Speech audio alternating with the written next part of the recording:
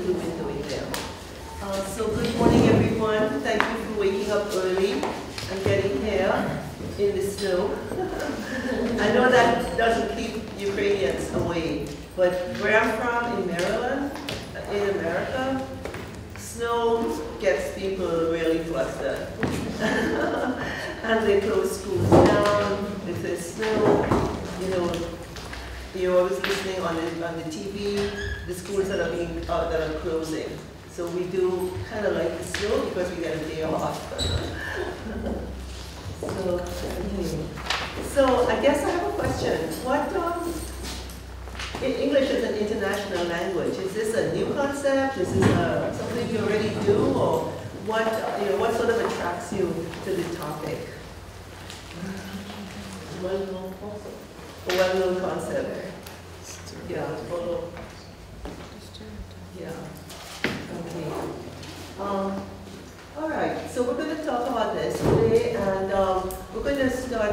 I'm glad you are listening to where you are because we are going to do some interactive. And we're talking about teaching English as an international language.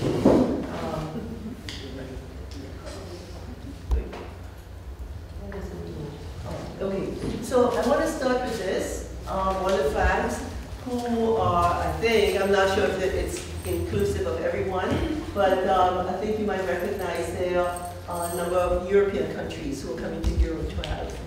And as you can see, I have the symbol right in the middle, because a perfect example couldn't be better that you're going to be using English as an international language.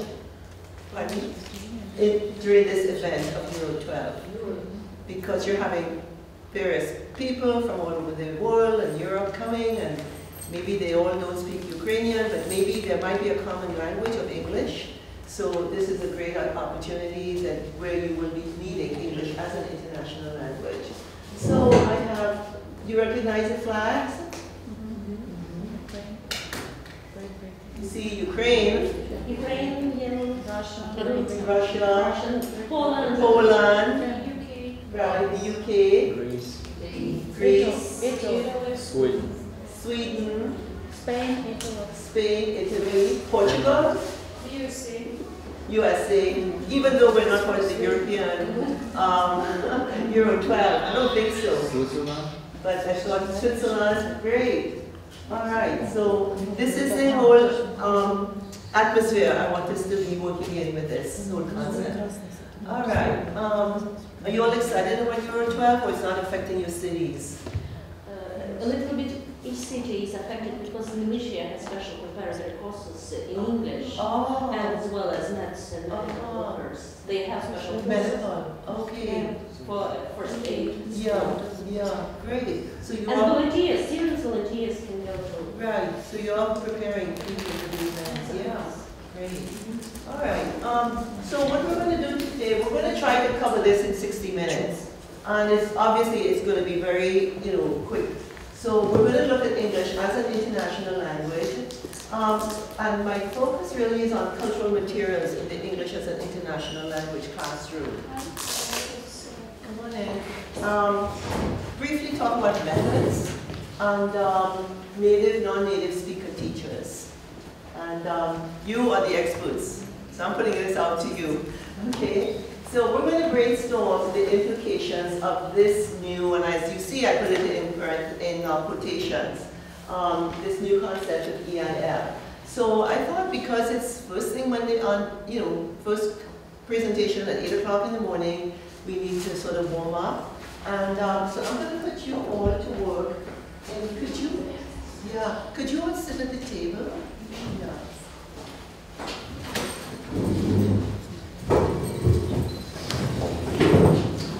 So what I have here, okay, so we're going to do a brainstorm. And everyone understands a brainstorm, correct? We do it in writing especially, and it's just coming up with ideas. All right. If you all want to sit inside here too, it's okay. And here's what we're going to do. We're going to work in pairs or partners, as Helena talked about yesterday, those of you who attended the plenary. We're going to choose a question. There are 5 questions here. It's a bingo, but I changed it around. So 5 questions, and so it looks like this. Okay, and what I've done is made the questions sort of try to group them according to the topics, how we're going to cover it. First of all, as an international language, culture, materials, methods, and native non-native speakers. So depending on what you get, all right? So I'm going to start here with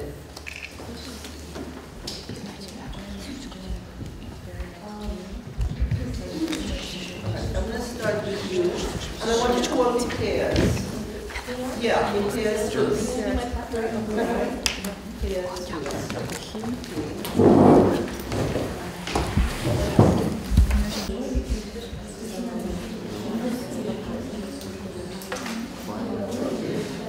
Then you will work together here.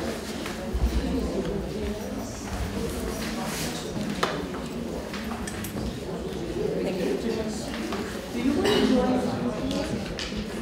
You can speak. Okay.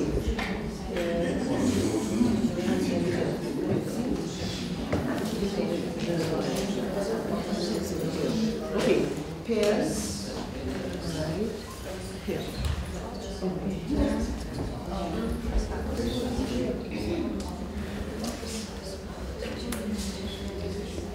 All right. And then you will be pairs. You're going to be a group of 3.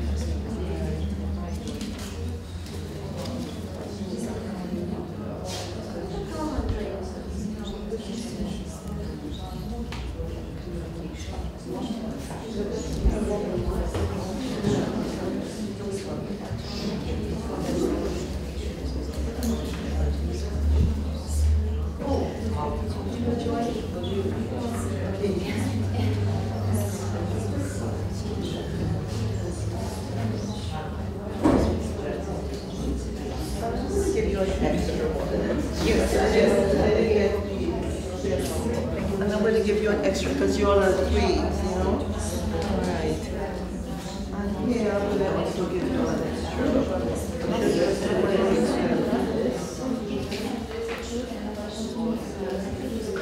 I'm going to give this to the whole group together.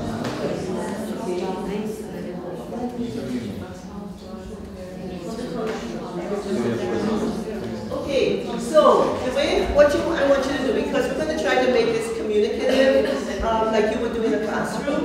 So what you do, you choose one of your questions and interview your partner. So you're doing like an information gap activity, okay? Where, interviewing, information gap, interaction. So you would say, the one I have is about native non-native speakers, and I have why are non-native speakers better positioned to lead their students into the realm of EIF. So you will ask your partner will respond, then the other person will pick a question and ask the other person. And just do that in pairs first, okay? And then once you've done that, you join the other pair next to you who has the same strip of questions, and decide which ones you would like to really talk a little bit more about, find out from each other. Do you understand what I'm doing? You're interviewing each other first. That's why you really need to be in pairs and not in 3s. Huh? Communicative language teaching. Yeah. Non-native.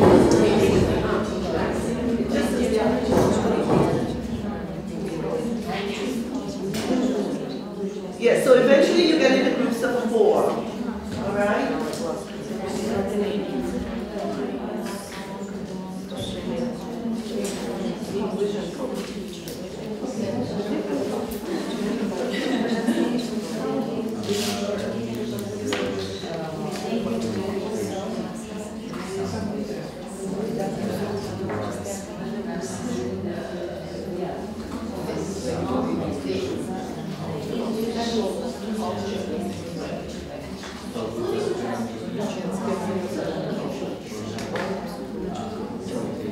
Okay, check this. Yeah, because we're going to share this with you. This is going to be non-native English speaking teachers. Yeah. Teachers. Yeah.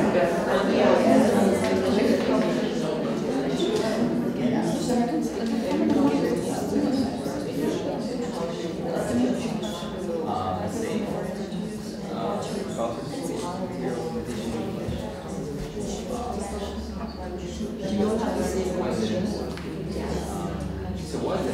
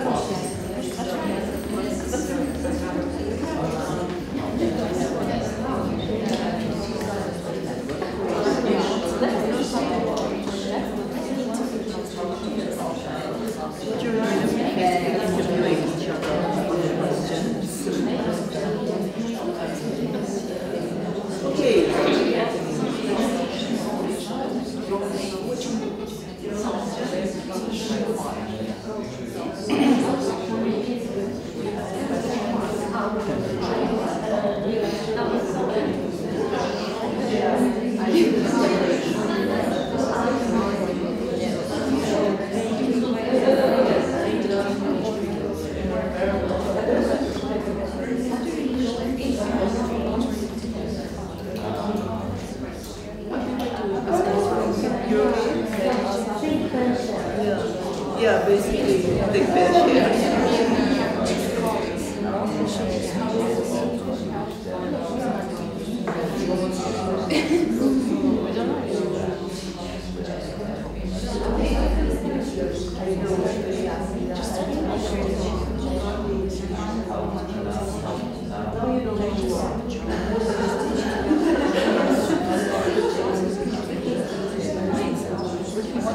Okay, who would like to share some ideas?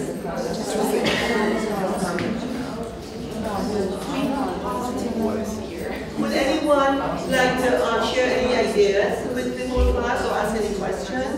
What about the first group? Why is English considered an international language?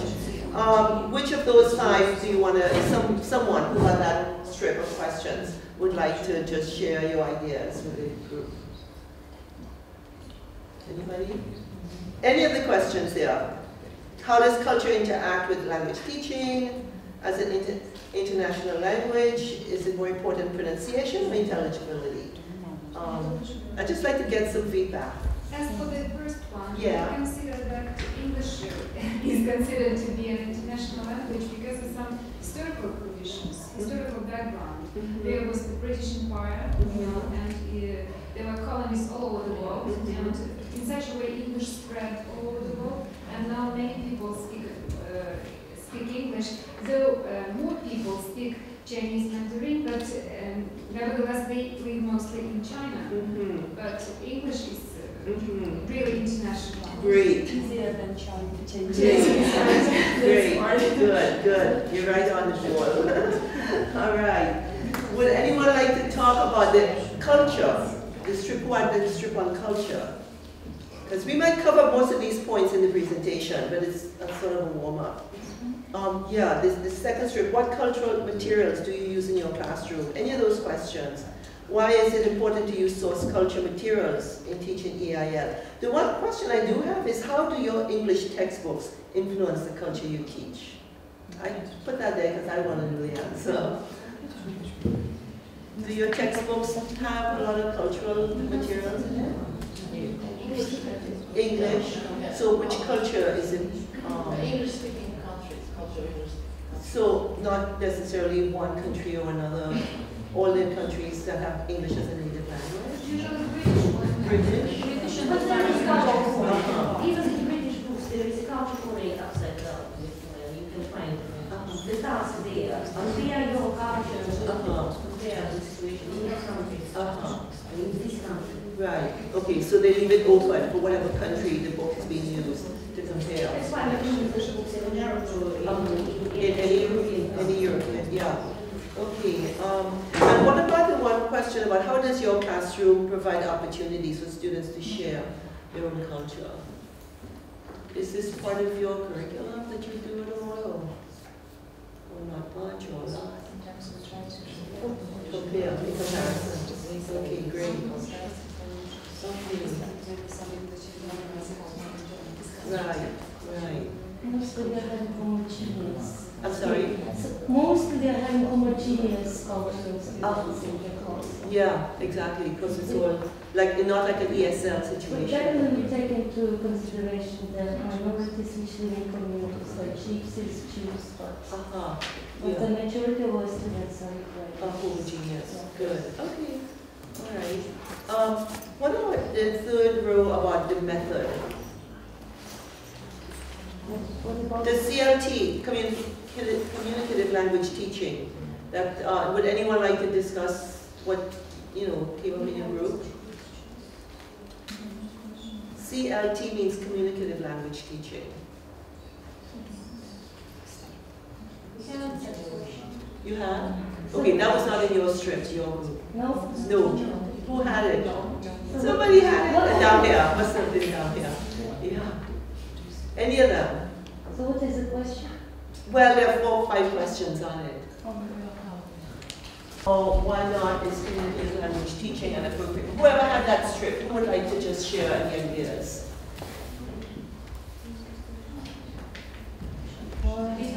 You don't, okay. Any of these questions here, why is emphasis on oral skills and group work appropriate in your local context, learners' needs? Anyway. You do use communicative language teaching? Yes, Yeah. we do. Okay. Yeah. But there's a Hungarian researcher, Medgevs, Pete, and he says it puts an extra burden. I didn't make up these questions. A lot of them comes from, from materials I've read.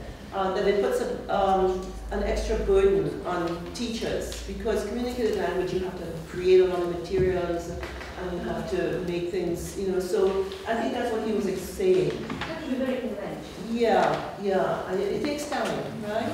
So he was saying it puts an extra burden on non-native speaking teachers. So I just put that question up there. I'm trying to verify his research. Okay. And the last one you talk about is this non-native. A lot of you ask what that means. That's you, all of you in this room, is non-native English-speaking teachers. And the question is, are you in a better position to lead your students into EIL, English as an International Language? What are some positive roles you play over a native-speaking teacher in teaching EIL? So these are some questions that I just put out there. And if anyone would like to respond. Yeah, N and 2 N's. One N is a native speaker, and 2 N's is a non-native. Like TESOL, we call it TESOL, teaches an English as second language, not TEFL, but TESOL. It's the same also like NNEST. But that is a term that's used. Yeah. Okay, but let's go through We have positive roles because we exchange ideas and there is always anything we have to change to learn from and to teach. Right. Okay, let's just go on.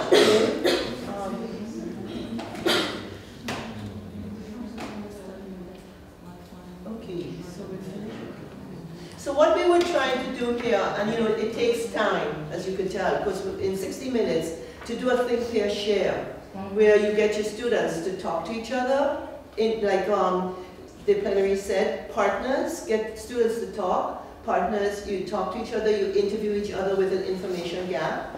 You don't know the answer, you want an opinion. So, and then afterwards I ask you to share with the other two, so that now you're a group of 4, and you're discussing, and then you select a spokesperson to express the ideas of the group. So it's a great way to get your students to communicate with each other, and it's a cooperative agreement technique called think, pair, share. We're supposed to think a little bit first before you start to talk.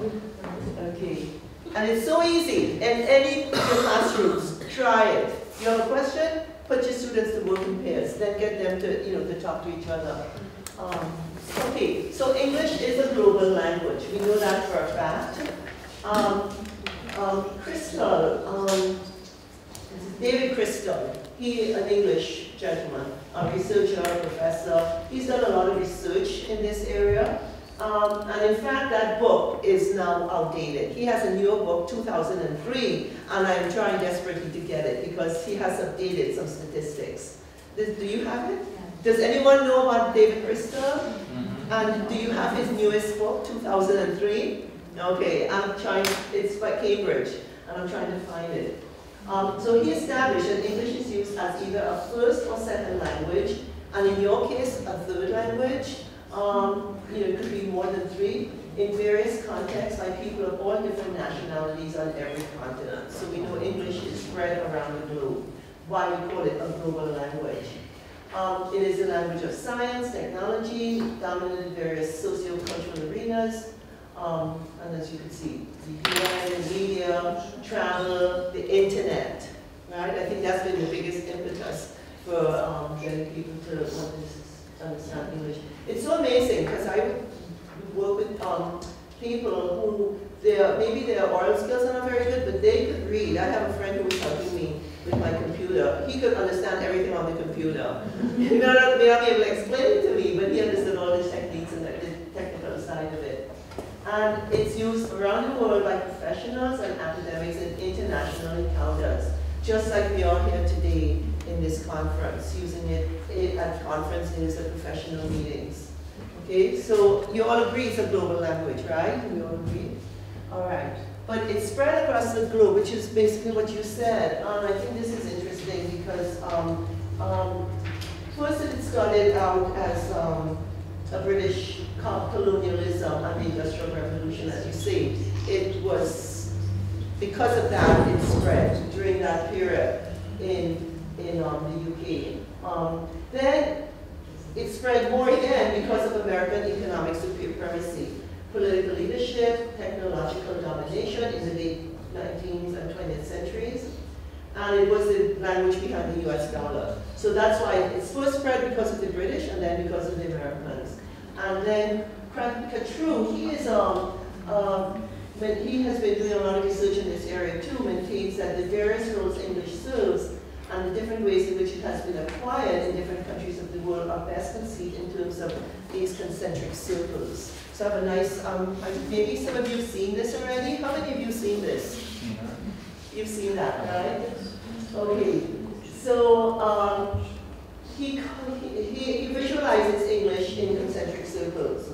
And the numbers comes from Crystal's book, which are a little bit low right now, okay? So in the inner circle countries, which are these, the basic countries where we speak English as a mother language, it's USA, UK, Australia, Canada, and that grew out of, that's where the language was spread to those countries by migration.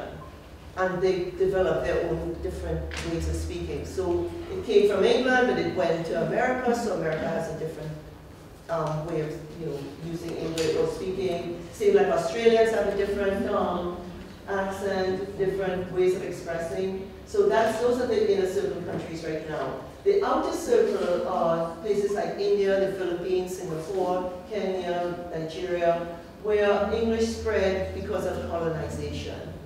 and it became part of their institutions. And in the expanding circle, it spread because of needing language to, just for, what is the word I want to use? Spread more as a foreign language. And in these parts, in these expanding circles, even the proficiency levels are quite different. Some people could be fluent and some are not so fluent. So the proficiencies are very different. But there's a lot of criticism on this circle. There is some criticism on it. Because you'll find that people in expanding circles may have better English than some in the inner circle. Because, for example, as an international language, you might not be able to understand people in the south of the US. So, even though English is the native language, the accent, even in England, there are people in Essex who speak with a different accent and I don't understand you. Okay, so, but Crystal found it was a very neat way, those are his numbers, to show how the numbers of people who spoke English, and he put it, use this graphic organizer. Okay, any questions on this? Okay, so his circles, this is how he explains it. In the inner circle represents the traditional basis of English, the primary language of the country, and it's where it's used as a mother tongue. And these are the countries we just saw. In the outer circle, English has become part of the country's three institutions and serves as a second or additional language in a multilingual country. So it's part of their institutions, and it's used in an official status. And sometimes it has like a sort of a bit of a high status if you speak English in these outer circle countries. And in the expanding circle, it's studied as a foreign language. And according to Crystal, it is the language most widely taught in over 100 countries. And here, these countries recognize the importance of English as an international language. Okay, so that's you here in the expanding circle. And it's actually the circle that's getting the biggest, growing, which is why it kind of goes out in the circle. Okay.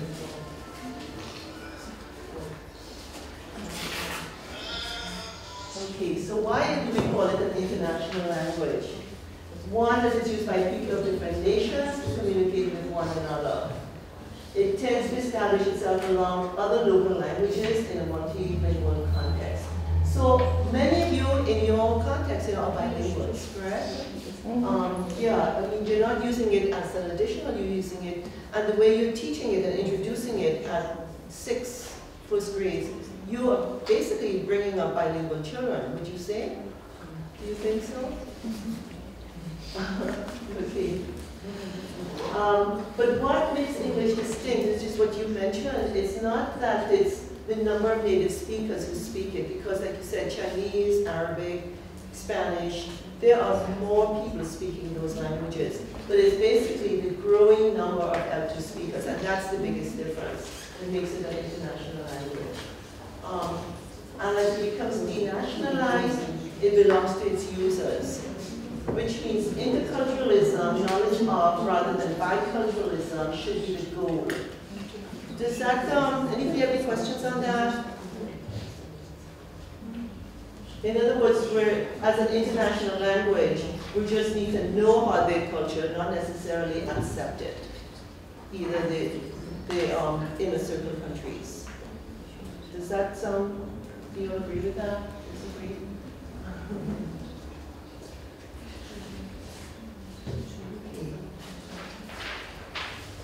So the next question I have for you is, who owns English?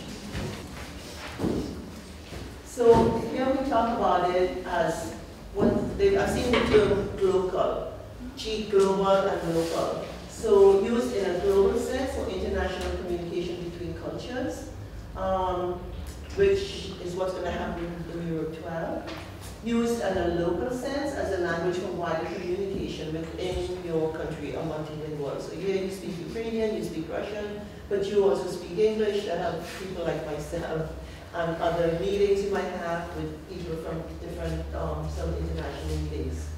And it is no longer connected to the culture of inner circle countries. I just want to get a little reaction from you on what you think of any of these concepts, especially this no longer connected. So as we teach culture, are we teaching English British culture, American culture, or local culture? And then the last thing, many of the bilingual speakers of English have no desire to acquire the culture of native speakers because they will not be living or interacting in a native English-speaking country. True or not true? Okay. True. So who owns English? Do we take it away from the British, take it away from the Americans? The people who speak it, right? Exactly. Okay. Okay, so let's take a look at cultural materials in the classroom. Because we're talking about English as an international language. So if we're teaching EIL authentically, it means including, sorry, that should have an S there, including a variety of cultural materials, including source cultural materials. Source meaning Ukrainian cultural materials.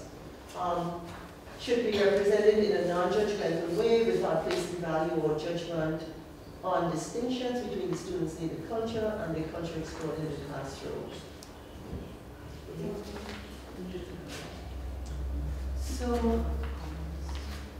So when we talk about cultural materials, we're looking at source culture, which is the home culture, which is your culture here. The target culture, which is the inner circle culture, American, Canadian, UK. And then the international target culture, which is the outer and expanding circle. So we're looking at cultural materials from 3 different levels. How much, you know, in that plenary yesterday, she had those circles, and she talked about using the materials, talking about interpersonal, content, language, and culture. And that was the question. And when I attended a workshop at the embassy the day before, and we did a question informally, and the topic that topic that was least addressed in the classroom was culture.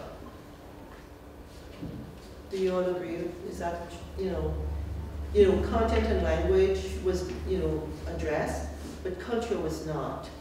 And so, okay. Is it because you don't have time?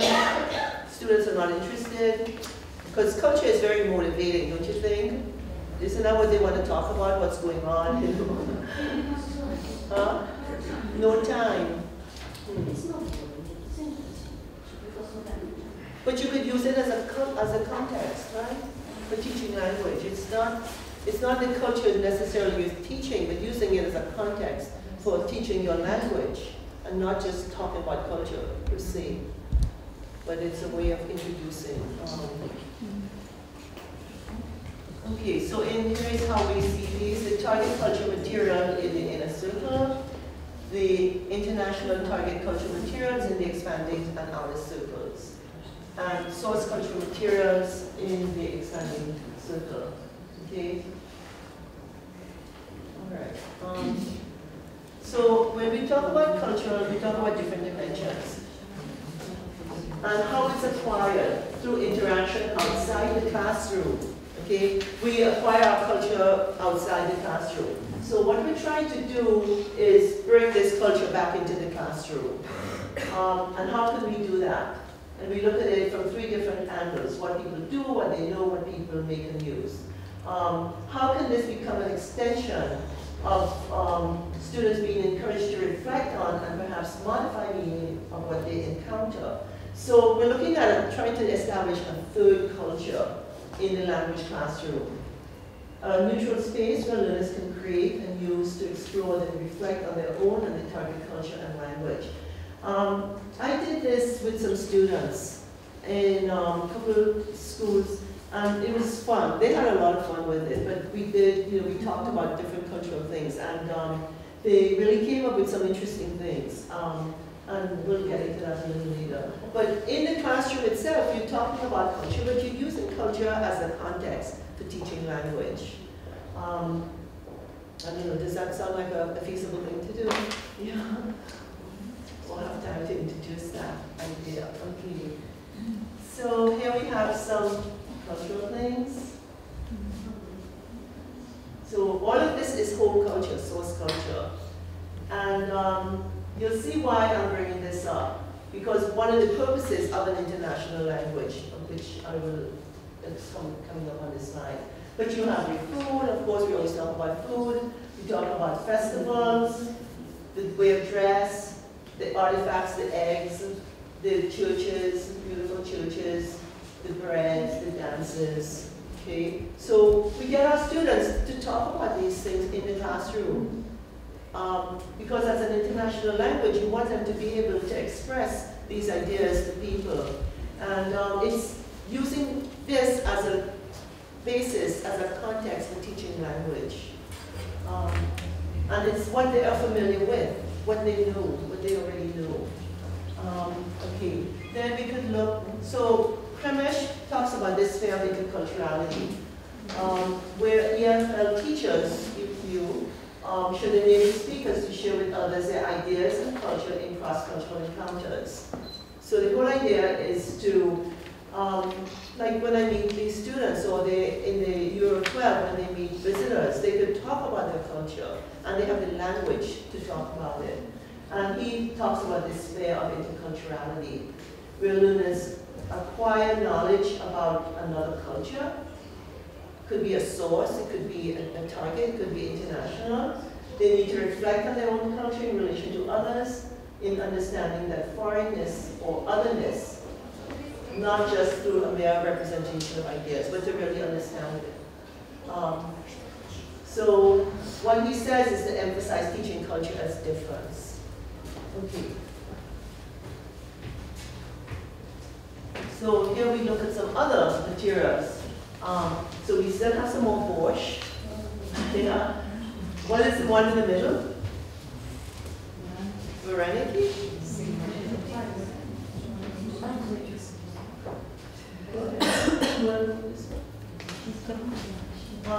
And then of course we have, I'm showing you American culture, peanut butter and jelly. Do you know what this is?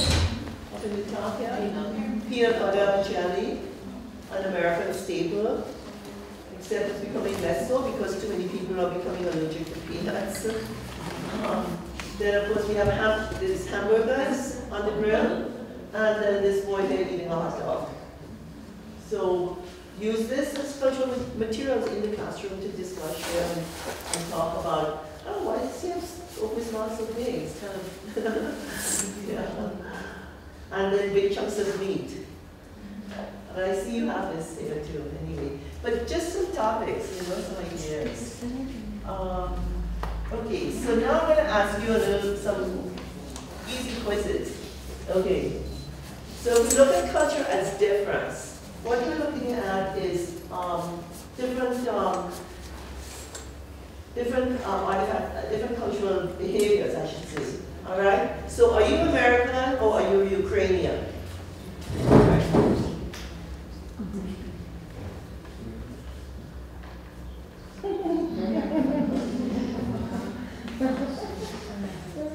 Are you American or are you Ukrainian?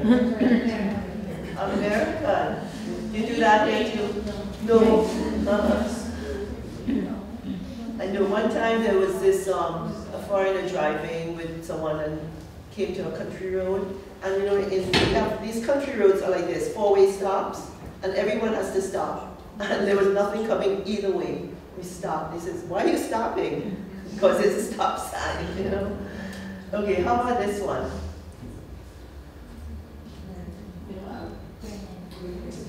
Ukrainian. We use it, we do the month first, right? Okay. How about this one?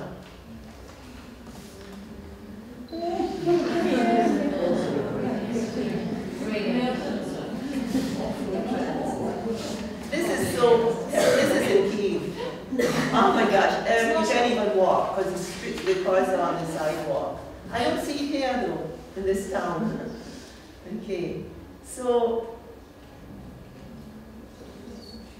Both. Both. Okay. And how about this? Ukraine. Okay. American? No. You might, but people try not to eat fat. They usually cut it off. Yeah. Yeah. This, I think, is definitely Ukrainian. But is it only Ukrainian or maybe in other European countries? Russia? They say Hungary. Hungary? Uh-huh. But people used to eat pork fat, but in America people used to eat fast food. It's not also very healthy and Right. It's not specifically fat, but it's yeah, in the meat. maybe it's not very good. Yeah. Right. But it's part of the cooking, not as a separate It's dish. hidden inside. You don't see it. It's not inside. Yeah, exactly. Okay.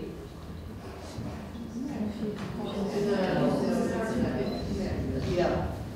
Still can move away, I think, and UK too. No, I think they're using the metric system. UK, yeah. Okay, so here are some goals for teaching English as an international language in the classroom.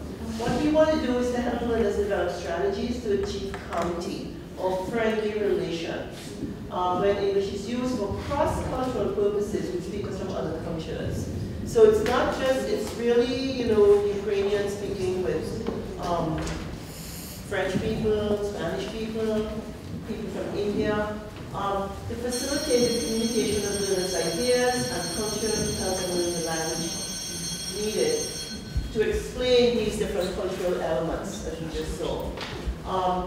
And this last one really has to do with the fact that you're studying English for academic purposes, right? They ensure cross-cultural intelligibility and textual competence. Because you're doing it to reading materials in academic situations, right? A lot of what students in university are reading manuals, textbooks, different sort of materials in English. And the intelligibility, which was one of the questions, is it better to have a good pronunciation or is it intelligibility?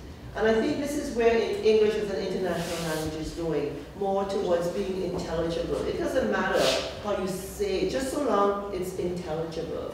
You know, so don't worry about the accent. I mean, I have an accent too, so, okay. All right, so any other goals for teaching English as an international language? Any other goals that you might think of? Or reasons or purposes? Okay, let's go on then. All right, so here's another small, quick activity we're going to do, because I'm looking at the time. One way to get students to talk about culture in the classroom, you could have them do this. What aspects of your culture might people from another find exciting or interesting? What might they find strange and hard to understand? What are you passionate about? What is one thing about your culture that you're passionate about? Some family traditions. Okay, so you're not teaching grammar, you're not teaching, grammar here, but they're going to have to use grammar to express all of these ideas.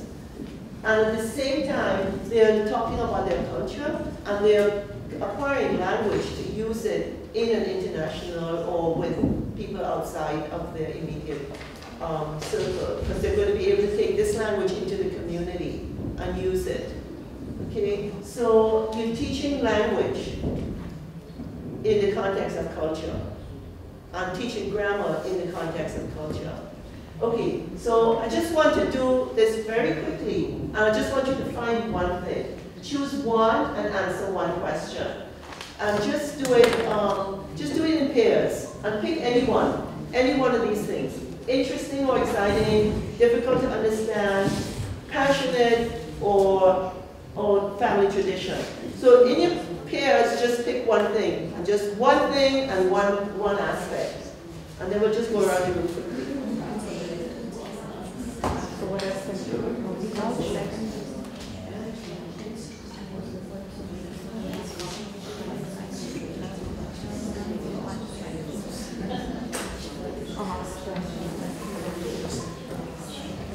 But just pick one thing.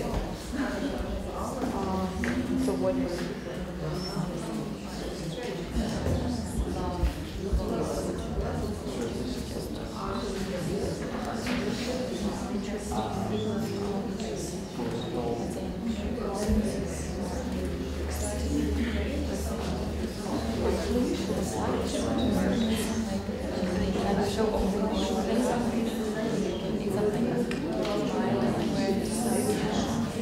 Exciting, interesting, thought-provoking. you mean to when Americans smile and here English people It's a way to work with this one I expect strangers people in Ukraine one smart but work food and salon and this is way so many people.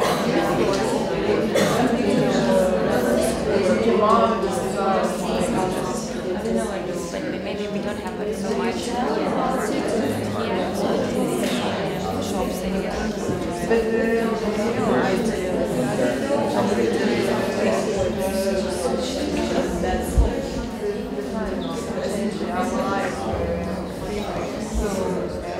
We don't everything about our culture, so we wear special clothes. So we are more traditional and so we have some kind of mixture.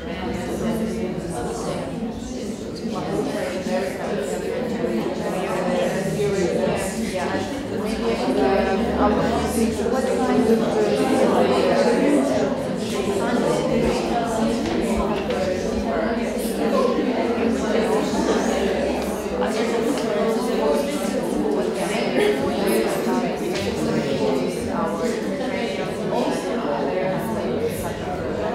In Ukraine, every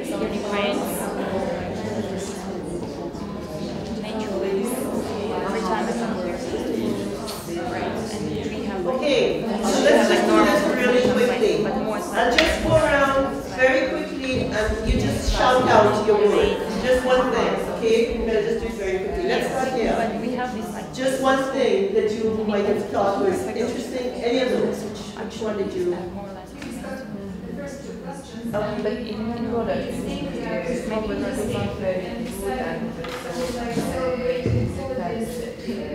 Like Christmas, for example, in the cathedrals, in the Western world, where they really have traditions, maybe national operas, dances and songs, and stage. Also, celebrating some holidays like the old you don't know it's so they're raised and have some kind of feast. Okay, all right. Let's hear from someone else. Who would like to, just one word and you could just say whatever. Okay. So being in time doesn't definitely mean in Ukraine to start everything, which is Wait, I'm sorry, what according did you- to the schedule. If we say we start the lesson or some, not lesson, the part at 3, that means it will definitely begin 10 or 15 minutes late. Oh, really? You're late. But this is not big, that means we are giving extra time for the final preparation. Okay, okay. All right. But it is a cultural because maybe in America you say 3 and you start at 3, right? Okay. So time. Not Okay. giving to the time schedule. Yeah. Okay. How about in the back here? Would you have any? Nothing? How about over here? We celebrate each holiday in the calendar.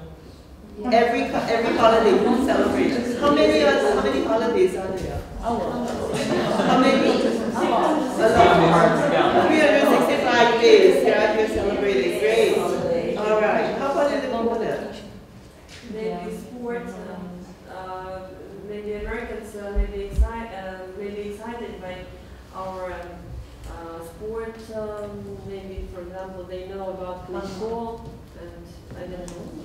Okay. Okay, one more from this group here. differences in our cultures. So they may be very expressed and find it hard to understand our disobedience to rules and laws. Okay. Oh, really? I like to hear more about that. And people, for example, they treat sometimes Oh, okay. They don't respect the police. Okay. All right. But these are just some questions you can throw to your students, get them to talk about it. If they're familiar with their cultures, and then they can compare it with another culture, maybe American culture, English culture, Spanish culture, Indian, Brazilian, whatever. And that way they're getting to have content to talk about. Okay? All right. So let's take a look now at the teachers. I have to hurry because we're talking about, and here's the acronym. I put it up, I should have done it earlier. But non-native English-speaking teachers, native English-speaking teachers. And 80% of English language teaching professionals worldwide are bilingual users of English. So you are the bigger group of teachers of English than the native speakers. Perceived differences, and I was going to do this, but I don't think we have much time. Differences in teaching behavior between the natives and the non-natives. In your use of English, the general attitude and attitude to teaching the language. Anybody want to give this a shot? The same? Actually, I'm going to, you're going to do this, but I'm going to pass these out. Think about these questions. I'm going to pass these out. Just turn it over for now.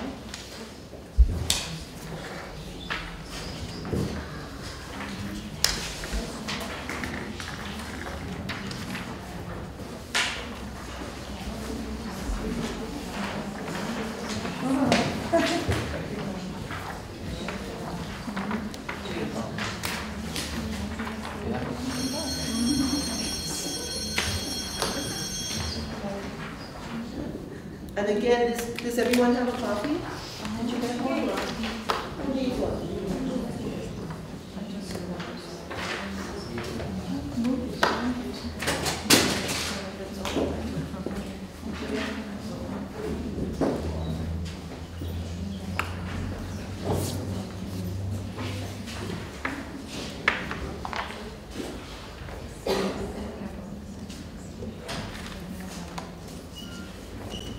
Okay. All right. You're going to take this.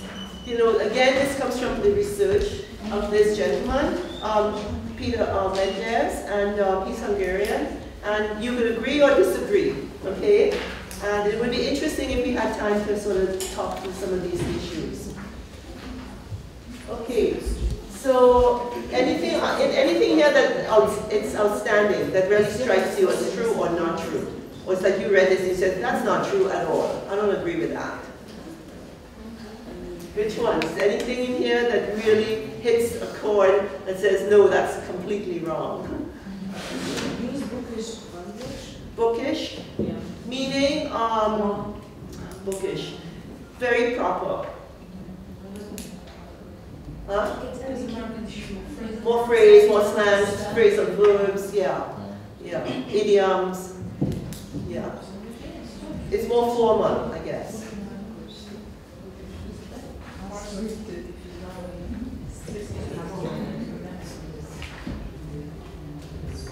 But look at the attitudes down below. More for the non-natives, more insightful.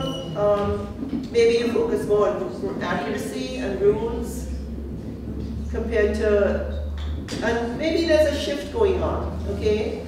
But I thought it was an interesting comparison. Some points are very disputable. That's right, I know. It depends on the individual teacher.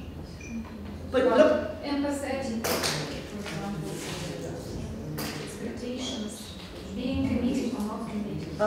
Depends on the individual. Okay, but take a look. It says it's a survey based on 325 teachers from 11 countries. Okay, and this was...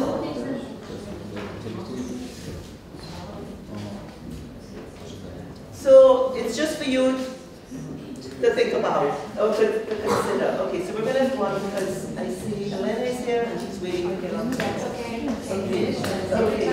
Okay. All right. And this was a survey done in Hong Kong, and I'm just putting this up as a devil's advocate. Okay? It was a survey done in Hong Kong of English teachers' perceptions on the proficiency of non-natives and natives revealed that natives were superior to natives in the following categories. Okay? And you can read this. I'm just throwing this up here to get you excited. And this is what these teachers in Hong Kong said, okay? That the natives were in speaking 100% better, pronunciation 92%, listening, vocabulary, and reading. Okay, so that was based on this survey. But I want to show you the bright side of it. Okay. Okay, but here we go. This is the positive side, because there are so many positive sides for non-native speaker teachers. You teach language strategies more effectively. You provide learners with more information about the language. You can better anticipate and prevent language difficulties. And you are more serious, more sensitive to your students. Okay? So there are really a lot of good things. Yeah. Could I just make a comment? Sure. No, in the USA, we're dealing with Spanish teachers and French teachers and teachers of other languages, but it's the same thing. You know, being a native speaker is not enough. Exactly. The first thing is, you must be a good teacher. That's right. And if you have a native accent or not, that doesn't matter. Right. Okay, to most informed people. Yes. Right. Right. Okay. Which was the question I had, anyway, I think I have it in there. Okay, and this is important because only, you see the word only non-native English-speaking teachers can serve as imitable models of the successful learner of English. You are the only ones because you've done it. We are maybe still monolingual.